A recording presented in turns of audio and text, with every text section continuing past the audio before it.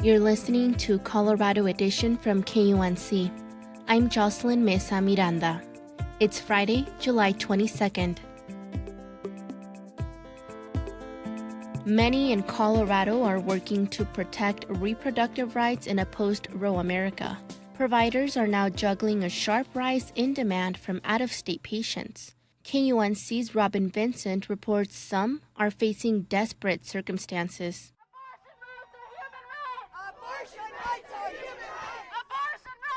On a recent Saturday morning in Boulder, thousands of people marched through the streets to protest the Supreme Court's overturning of Roe v.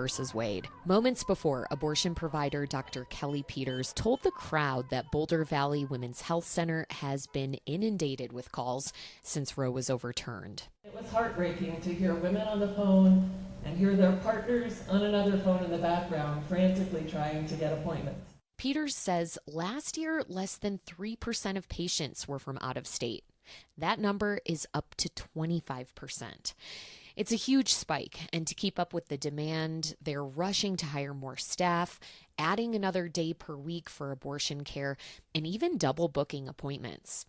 During an interview at the clinic, Peters says that for months, some out-of-state patients have been pushing the limits to make it to Boulder. Driving 14, 15 hours from Texas, driving through snowstorms, trying to get a hotel.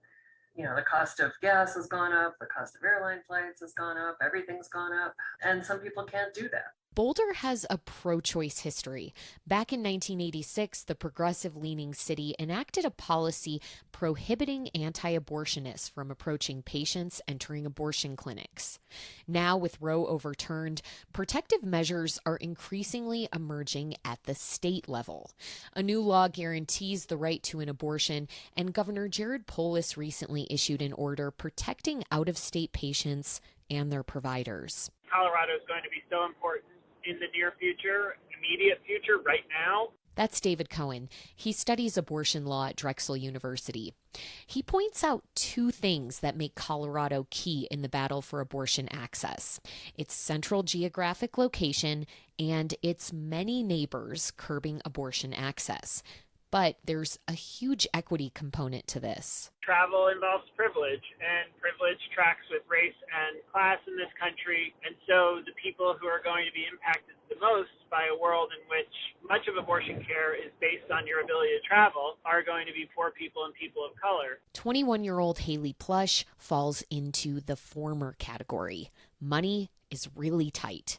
She's part of a growing group of women coming to Colorado for care, sometimes under very difficult circumstances. The whole gist of it was just hard. I mean, we're broker than broke right now. It took all of our money to get up there. The Wyoming resident is still processing the trauma she endured before she was able to get an abortion. Plush has a rare condition called hyperemesis, which causes severe nausea, vomiting, and weight loss during pregnancy. I got to the point where I was bedridden. I was throwing up blood, so I drove myself to the hospital here. She says she went to 2 different Wyoming emergency rooms, emaciated and begging to end her pregnancy. Doctors told her they couldn't help. The only thing somebody could tell me was, well, we're going to do what we can to help you continue with this pregnancy. Wyoming has long been a so-called abortion desert. It has just one provider in the northwest corner of the state that offers medication abortions. Now the state is poised to outlaw abortion entirely with a trigger law on the books.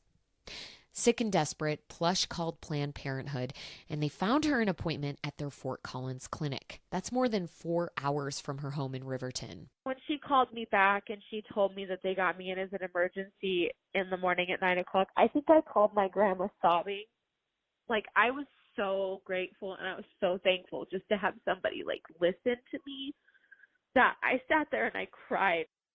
Plush got money from the Wyoming nonprofit Chelsea's Fund to pay for the procedure, but that money didn't cover gas, hotels, and a car that broke down along the way. She and her husband are now holding yard sales to make ends meet and visiting food banks. A couple hundred miles away in Cheyenne, Wyoming, a similar story has been playing out for Jordan Garland. She's also relying on money from Chelsea's Fund to pay for her upcoming abortion in Colorado. She's 24 and lives in a camper with her boyfriend. I'm actually very scared just because for one, I've never had surgery. I've never gone through anything I've never had anything very medical emergency-wise happen. So it's kind of a big step out of my comfort zone. Garland was shocked when she learned she was pregnant. She drove 100 miles to a Planned Parenthood in Denver to then discover she was too far along to be treated there. The clinician referred her to Dr. Warren Hearn in Boulder. The longtime abortion provider specializes in complex cases, but getting an appointment with him is becoming harder.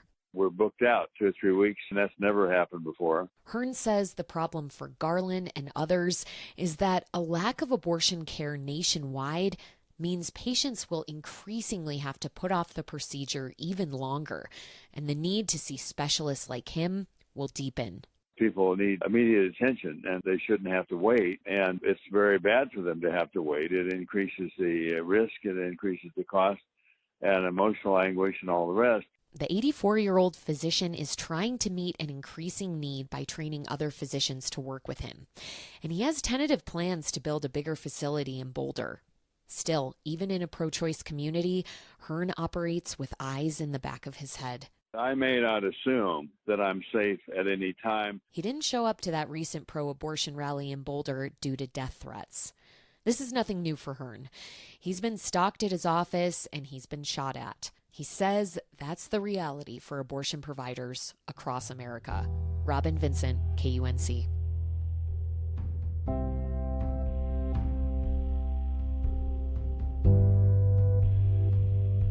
The 7 Colorado River Basin states have until mid-August to drastically cut their water use.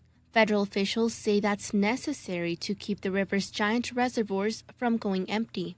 If state leaders fail to come up with a plan, they could be facing a federal crackdown. KUNC's Luke Runyon has more on what that might look like. In June, Assistant Secretary for the Interior Department, Tanya Trujillo, spoke to a gathering of water leaders in Colorado. She detailed the department's recent charge that the entire basin needed to cut 2 to 4 million acre-feet of water use to avoid a crisis. That's more than the entire state of Colorado uses from the river in a year. Here's Trujillo. We're going to likely be in a situation of doing things we've never done before. If the states don't meet this summer's deadline and make firm commitments to conserve, Trujillo made it clear the federal government is prepared to step in. At Interior, we have an obligation to protect the physical infrastructure that we own and operate so that we can ensure it will continue to operate. That infrastructure includes the river's 2 massive reservoirs, Lakes Mead and Powell. They're both in jeopardy of dropping to levels where hydropower shuts off and water can't move through their dams, which would cut off cities and farmers throughout the Southwest. But right now, it's unclear if the mandated conservation will come from the feds or the states. I think that's a heavy lift. Terry Fulp ran Lower Colorado River operations for the Bureau of Reclamation for 8 years. He says this is a long-standing tension between the federal government and the states. When a crisis takes hold on the river, the feds use the threat of intervention to wrangle even the most stubborn parties to the negotiating table. But Fulp says this time may be different. I think it'll be a big surprise for me if by August the partners come in with a plan. If that happens, the federal actions would vary across the watershed, he says. The Colorado River is split in 2. Fulp says in the river's lower basin states of Nevada, California, and Arizona, the feds play an outsized role, with a hand firmly planted on the river's largest spigot. Reclamation right off the bat, again, could change release patterns. That would mean slashing the amount of water that flows downstream from the nation's biggest reservoir, Lake Mead. The states would then scramble to either find new water supplies or impose draconian restrictions. There is a recognition that the situation is even worse than anticipated on the river. J.B. Hamby is a director for the Imperial Irrigation District. The group of Southern California farmers holds rights to large volumes of water and often plants itself at the center of heated Colorado River debates. That it's in our collective interest to live with a little bit less in order to avoid having nothing. In the river's upper basin states of Colorado, Utah, Wyoming, and New Mexico, the federal government's powers are less clear. Peter Fleming is a lawyer for the Colorado River District, a water agency on Colorado's western slope. I don't think anybody knows specifically what any sort of single point of authority that the secretary can say, this gives me the authority to regulate or impose shortages in the upper basin states. In many ways, the whole watershed is in uncharted legal territory, and that kind of uncertainty gives way to lawsuits. Whether it's in the lower basin or the upper basin, the secretary shuts off the valve. I think they know there's going to be litigation that follows. The political pressure on water managers to come up with solutions is mounting, says Elizabeth Cobley, a political science professor at the University of Nevada, Reno. The public eye is really on the river right now. If they can get beyond the current crisis, Cobley says, this moment of reckoning could open the door to other, more innovative ways to manage water in the West. And that might force some changes in a way that we haven't had kind of the political will to force in the past. She says whether the political will to make those changes exists is still an open question. I'm Luke Runyon. This story is part of ongoing coverage of the Colorado River, produced by KUNC and supported by the Walton Family Foundation.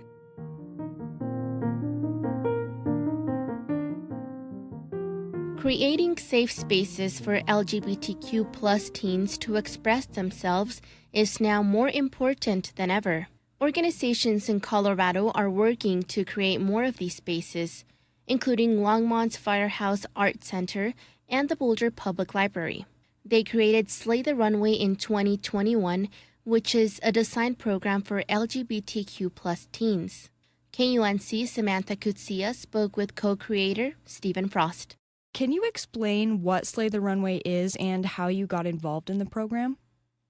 So Slay the Runway is a program that runs for about 2 weeks now. We've done it in a couple of different forms. And essentially what it is that we work with LGBTQIA plus teens. We teach them how to construct and deconstruct garments, put them together into looks, and then we bring in a bunch of community volunteers and a bunch of collaborators from the ballroom scene, from the drag scene, and from the CU Boulder media production scene, and put on a full-scale, professionally produced runway show for their looks. So the concept for Slay the Runway came from Elaine Waterman, who is the artistic director for Firehouse Art Center. Elaine was working with LGBTQ teens, but there was no LGBTQ specific programs for them. And actually, one of the people who've been in Slay the Runway for both the 2 years that we've done it said to them, hey, it would be really cool if you did this fashion workshop, but more focused on something like drag. I had just finished working with a group of LGBTQ teens in Maine, and I knew that I wanted to do a program just like that here in Boulder. So the timing was absolutely perfect.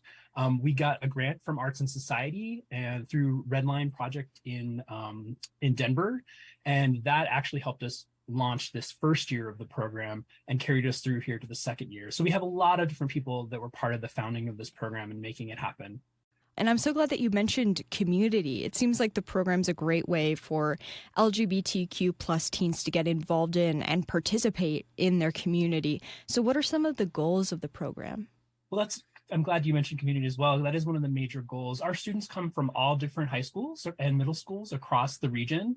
We actually had 2 out-of-state students as well. We had a student from South Carolina and a student from Arizona this year who came in to take the workshop. And they, essentially have an opportunity here to meet each other, but also for the older students, the kind of older teens, to be mentors to the younger teens as they all work together on their looks. And it's amazing because, some come with totally amazing sewing skills that are beyond mine even. And then some of them have never sewn before, never walked in a play or been on a stage before. And so we're all there to support each other. So it's this kind of affirming environment for everybody where they're not only having affirmation, but they're also leaving there with some great new skills that they can use on their own. There's a lot of sewing machines being purchased after the workshop's over. That's so fun.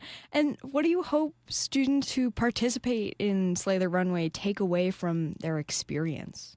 Well, I want our designers to not only learn some really great skills, but I also want them to learn how to build community for themselves and how to connect with other LGBTQ people in IRL and grow their own communities. And that becomes really important. I also want them to know that there are adults, families, cities that all affirm them, that support them. This project is really supported by Firehouse Arts Center, like you said, Boulder Public Library, CU Boulder. All these organizations are here to support them. And so this is a place where they can really feel welcome.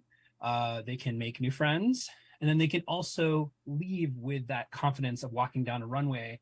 I want them to walk into the world the same way they walk down that runway after the workshop's over.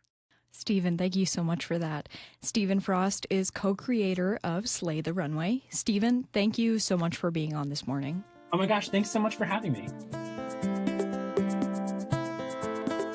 That's all for today on Colorado Edition. You can catch the Colorado Edition podcast every Friday, so please hit that subscribe button if you haven't already. Our theme music is composed by Colorado musicians Brianna Harris and Johnny Burrows. Other music in the show by Blue Dot Sessions. I'm Jocelyn Mesa Miranda. Thank you so much for spending time with KUNC's Colorado Edition. See you next week.